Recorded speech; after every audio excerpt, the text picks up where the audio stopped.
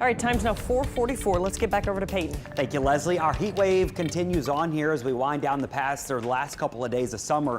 Going to be a hot one. Look at our temperatures this afternoon. We'll be in the 90s. 92 here in the city. Might even see a few mid-90s, and that's going to be more common as we go through the next couple of days. We are well above our average of 88. Look at this. 94 tomorrow, 95 on Thursday, first day of fall. And then we have a little weak cool front getting in here, and you know you live on the Gulf Coast when a cool front drops you from 95 to 92. So it's not going to be a huge relief, but maybe lower the humidity some. And then next week, another little front moving in around Monday and Tuesday. That'll knock us back into more seasonal weather, which is in the upper 80s. Hurricane season, we're in the peak of it, and things continue to run very active. Hurricane Fiona is our first major hurricane of the season. It's currently a Category 3 as of the 4 a.m. advisory, sitting right near the Grand Turk Island, producing wind gusts over 100 mile per hour on the island. Moving north-northwest, got more of a northerly movement, and that's going to continue. Also forecasting this to become a Category 4 maybe later today, moving north and then starting to move more northeast as it approaches Bermuda, which is right here by around Thursday night into Friday morning. Don't think it's going to be a direct landfall in Bermuda, but we'll be on the eastern side of the storm on that island nation, producing some tropical storm, maybe hurricane conditions if it gets close enough.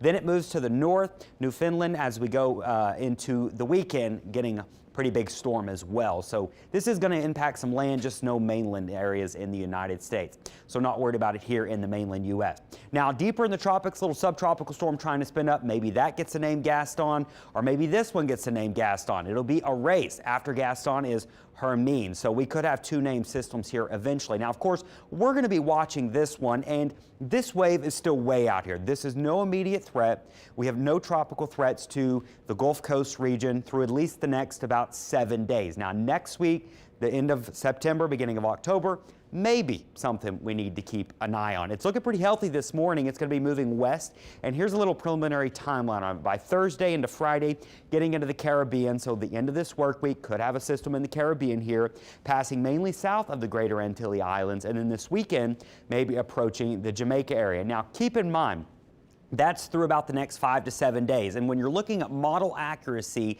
we're pretty confident once you get out towards around 5 to 7 days. Now, beyond 7 days, you're pushing it. And a lot of these models maybe you've been seeing on social media that do show something in the Gulf of Mexico. While it's a possibility, you're in model land that's somewhere in here, which is getting into that poor category of just not a lot of accuracy. Now, let's go out about a week, which is reasonable. Our models, our big models, the GFS and the Euro, they're very aggressive on developing, and this is what's got us perked up on this thing, thinking, well, we need to watch it because they both show similar scenarios, which is somewhat rare when you've got something coming together this far out. They both show a system entering the Caribbean Thursday into Friday. The GFS and Euro maybe a little different on the timing, but generally the same pattern. And notice early next week, Monday, Tuesday, still in the Caribbean, but starting to pull to the north. So the pattern next week, it is conducive for maybe a strengthening system, and it could be conducive for something to pull into the Gulf. This is a long ways out still, and that's about all the details you're going to get on it. And by the way, there's your names. Gaston and Hermine are the next two on the list. We'll watch it. Is it an immediate threat? No. And we're concerned right now? Not really, but it is something we certainly need to keep an eye on. We're in the peak of hurricane season.